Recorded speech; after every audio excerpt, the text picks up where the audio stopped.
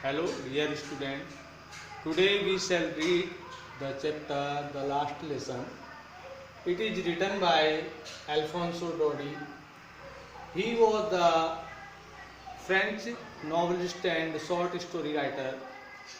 In this chapter, he wrote about the Prussia and French battle. The lesson is set in the days of France and Persia war, which was fought between 1870 to 1871, in which France was defeated by Prussia. Prussia then consists of what now are the nation of Germany, Poland, and part of Austria. In this story, the French district of Alsace and Lorraine have passed into Persian hand. तो यह उन दिनों की बात है जब प्रसा, जिसमें कि पोलैंड, ऑस्ट्रिया का कुछ हिस्सा और जर्मनी शामिल थे, उन्होंने बिस्मार्क के नेतृत्व में फ्रांस को हरा दिया, जिसके परिणाम स्वरूप फ्रांस के जो दो जिले थे एल्सास एंड लॉरेन, वह जर्मनी के हाथ में आ गए। तब जर्मनी में, फ्रांस में बड़ा परिवर्तन आया और यह जो कहानी है, इस कहानी में उस समय को दर्शाया गया है जिस समय वह जिले जर्मनी के अंतर्गत आने के पश्चात उन स्कूलों में पढ़ाई किस प्रकार हुई और वह स्कूल किस प्रकार प्रभावित हुए, इस पाठ के माध्यम से दर्शाया गया है।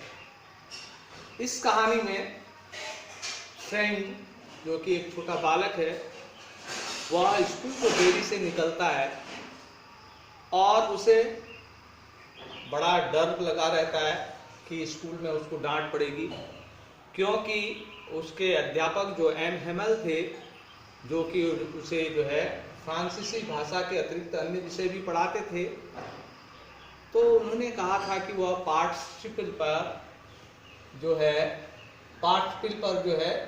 याद करके लाएगा। पर पार्टिसिपल का एक शब्द भी फ्रेंच नहीं जानता था। एक तो वह पार्टिसिपल पर नहीं जानता था, दूसरा वह स्कूल पर देरी से जा रहा था, तो उसे बड़ा डर लग रहा था। तो वह तेजी से दौड़ता हुआ गया, तो उसने देखा कि जो बुलेटिन बोर्ड लगा था, तो वहाँ पर बहुत सारी भीड़ इकट्ठा थी। बुलेटिन बोर्ड यानी कि सूचना पट, सभी लोग वहाँ पर एकत्रित थे और वह सूचना को पढ़ रहे थे। इतने में वाचर लोहार वह उसे टोकता है और कहता है कि बच्चे थोड़ा धीरे चलो, तुम समय से पहले ही वहां पहुंच जाओगे। पर उसकी बात को अनसुनी करता हुआ वह तेजी से आगे बढ़ता है। रास्ते में उसे प्रसा के सैनिक आराम सिंह के पीछे ड्रिल करते हुए दिखाई देते हैं, तो वह उसको अधिक लुभावना लगता है स्कूल जाने की अपेक्षा। एक मन को हुआ कि रुक जाए और स्कूल से बंक कर ले, पर वह अपनी इच्छाओं को दबाते हुए तेजी से वहां से निकलता है और हाँफते हुए एमएमएल के छोटे से बगीचे में पहुंचता है। और तब वह बगीचे से अंदर झांक कर देखता है कि जो बच्चे हैं वह पहले से ही अपने क्लास पर मौजूद हैं। उसके अतिरिक्त उसे जो सबसे बड़ा आश्चर्य है कि स्कूल बिल्कुल शांत है, कोई शोर शराबा नहीं। वास्तव में जो हमेशा जब स्कूल खुलता है तो बेंचों के जो डेस्क हैं उसका खोलना और बंद करना, साथ में मेजों का घसीटा जाना और अन्य प्रकार का शोर शराबा जो है क्लास में बहुत सारा शोर उत्पन्न करता है। पर उस दिन पूर्ण रूप से शांति व्याप्त है। वह डरते हुए दरवाजा खोलता है और उसे सभी के सामने से अपने सीट पर जाना पड़ता है। तो उसको देखते ही एम हेमल कहते हैं, छोटे फ्रेंड अपनी सीट पर बैठ जाओ, हम तुम्हारे बगैर ही यह अध्याय शुरू करने वाले थे। और तब श्रीमान एम हेमल अपनी सीट पर विराजमान होते हैं और वह सबको संबोधन करते हुए कहते हैं कि आज मैं आपको फ्रांसीसी भाषा का अंतिम पाठ पढ़ाने जा रहा हूं, क्योंकि यह आज आपका फ्रांसीसी पाठ पढ़ाने का अंतिम दिन है। कल से जो है इस स्कूल में जर्मन भाषा पढ़ाई जाएगी और नया अध्यापक जो जर्मन भाषा पढ़ाएगा वह कल आ जाएगा। तो इन बातों का अचानक ही जब वह फ्रेंच सुनता है तो उसके मस्तिष्क में एक प्रकार से वज्रपात के समान वह शब्द उसके कानों में घुसते हैं।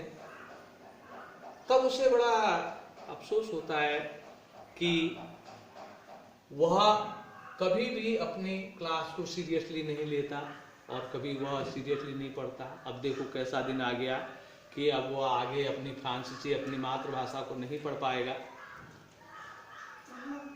तब वह यह भी देखता है कि जो उसकी क्लास है उसकी पीछे की सीट है जो हमेशा खाली रहती हैं, उस पर गांव के पुराने मेयर, पुराना पोस्टमास्टर, भूतपूर्व पोस्टमास्टर और कुछ अन्य गांववासी वहां पर विराजमान हैं और वे भी उस टीचर की 40 वर्षों की अनंत सेवा के प्रति सम्मान प्रकट करने के लिए वहां पर उपस्थित हुए हैं।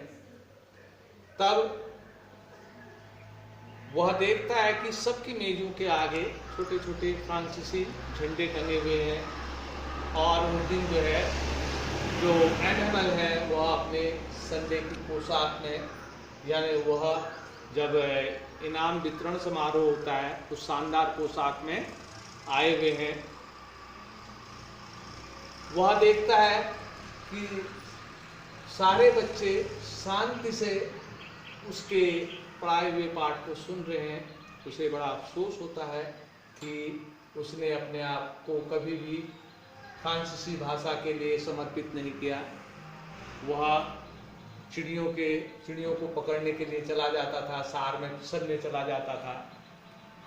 तब अहमद कहते हैं कि देखो हम कभी भी अपनी पढ़ाई को सीरियस नहीं लेते थे। हम सोचते थे कि यह कल करेंगे, परसों करेंगे। अब देखो ऐसा दिन आ गया कि हमें यह भाषा यहीं छोड़नी पड़ेगी और जितने आप लोग दोषी हैं उतना ही मैं भी हूँ। मैं अपने पौधों पर पानी सींचने के लिए आपको भेजता था और मछली पकड़ने के लिए आपकी स्कूल की छुट्टी कर देता था। पर जो भी है अभी आपका अंतिम अध्याय है जिसे मैं पढ़ाऊंगा। तब वह एक एक करके सबसे पढ़ाना शुरू करते हैं। तो फिर फ्रेंच की बारी आती है। फ्रेंच जिसे वह पार्टिकल के बारे में बोलने के लिए कहते हैं, पर फ्रेंच को वह याद नहीं है और वह पहले शब्द में अटक जाता है और फिर नीचे कहता है। तो एम हेमल बताते हैं कि यह इसलिए हुआ क्योंकि हम सभी चीजों को अगले दिन के लिए छोड़ देते हैं, इसलिए जो है हम इस स्थिति में पहुंचे हैं। उसके पश्चात वह एक एक करके सारे विषयों को पढ़ाते हैं और अंत में जो है लिखने का विषय आता है, वह लिखते हैं। इसी बीच जो प्रशा के सैनिक अभ्यास करते हुए उस स्कूल की खिड़की से नीचे से गुजरते हैं। एम हेमल अचानक ही खड़े होते हैं और बड़े से अक्षरों में ब्लैक बोर्ड में लिखते हैं विवा द फ्रेंच, यानी कि फ्रांस जिंदाबाद। और वह बोलते बोलते उनका जो है अचानक ही मन भर आता है। वह अपना चेहरा ब्लैक बोर्ड की ओर कर लेते हैं और जोर से बोलते हैं कि क्लास इज डिसमिस। धन्यवाद।